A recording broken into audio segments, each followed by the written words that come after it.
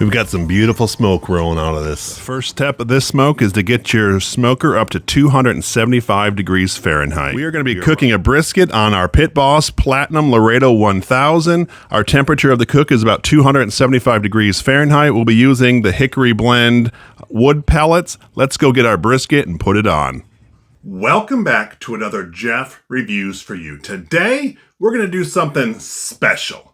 We're actually going to smoke a brisket. Now, I've never done this before, but gladly, Malcom with How to Barbecue Right recently posted his Easter brisket recipe, so that's what we're going to try today. Hopefully, it's successful. You saw that I already kicked down the smoker. Now, let's go prep that brisket. To season this brisket, we're going to be using some black and tan. All this is salt, pepper, and garlic. We have some Italian herbs right here. I wanted to get Malcom's salt and pepper mix, except, well, it wouldn't get here on time, so I will order some of that for future. And also, I have a packet of this beefy onion mix here from Lipton. We're going to season this generously all over. Now, it's going to look like a lot of pepper, but that's some Himalayan black salt on there. So we're just going to be covering this brisket.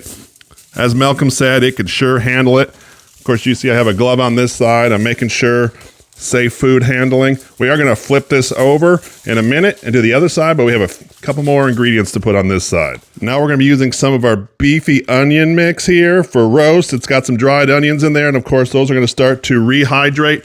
I want to make sure I push that in there as much as I can to get a lot of coverage. I am going to save some for the other side. Now we're going to sprinkle on just a little bit of our parsley, basil, and oregano seasoning and get those pushed in as well. These are all great seasonings for a roast, or in this case, a brisket. Now let's flip it over and do the same thing on the other side. We are ready to go. I like how the dried herbs and spices are being absorbed into this meat. I should have said from the beginning, this was a 13-pound brisket, so we're going to go put it on our smoker right now and let this smoke for a few hours before we braise it. We are officially on the smoker. We're going to let this thing smoke for 3 to 4 hours just to get a nice bark on it. I'm probably just going to close this door and leave it sit and check on it in a few hours, and then we're going to braise it, but say goodbye.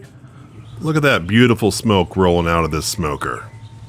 It's been in the smoker now 3.5 hours. We're going to open this up and see if it's to the color that we like.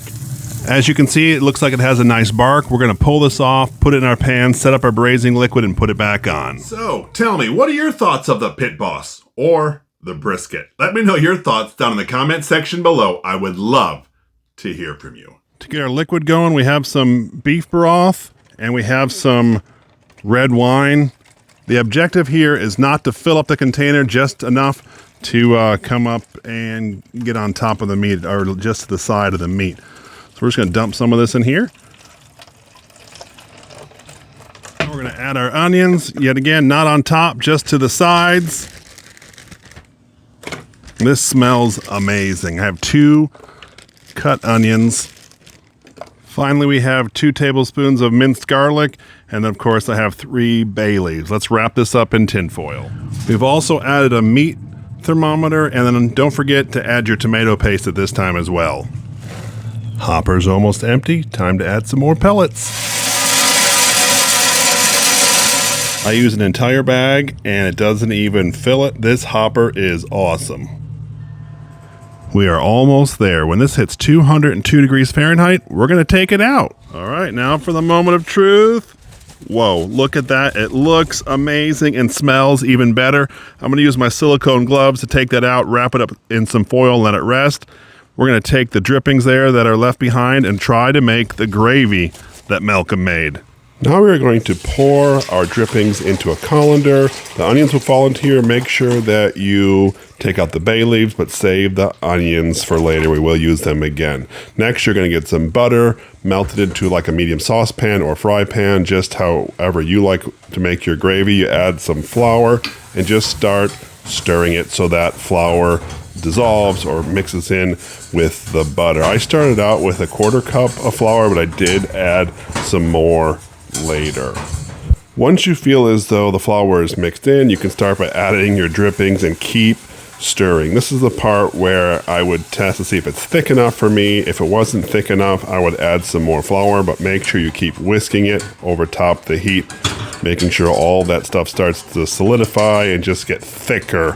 And then there you have it, some delicious gravy. Let's add our onions, and this part was really awesome. I didn't think I was gonna like it, but as I started stirring in these onions, they had the flavor of the brisket and the smoke, and it just turned out delicious. Here's a close-up of what that looks like. You can just spread that on your brisket and eat. Now for the moment of truth, in hopes that we did Malcom Reed proud with his recipe. Let me move this gravy out of the way a little bit.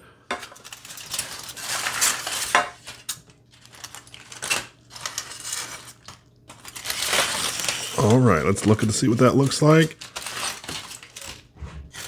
Oh my, unbelievably delicious looking. Let's try it. In this video, we were smoking a brisket on our Pit Boss Platinum Laredo 1000. So, how did it go? As you can see from the video, it was absolutely amazing. Smoke ring was there, it was well cooked, it was juicy, that gravy was amazing. I didn't even think I can do it. I've never smoked a brisket. I've always been nervous because I didn't think I can do it. Thanks to Malcom, we were able to rock it out in this video. The Pit Boss was able to maintain a perfect temperature for cook, and the probes, the temperature probes for inside the meat came in handy because I was able to see the temperature of the inside without even opening up the pit. Very cool. That was my full review where I was smoking a brisket on my Pit Boss Platinum Laredo 1000.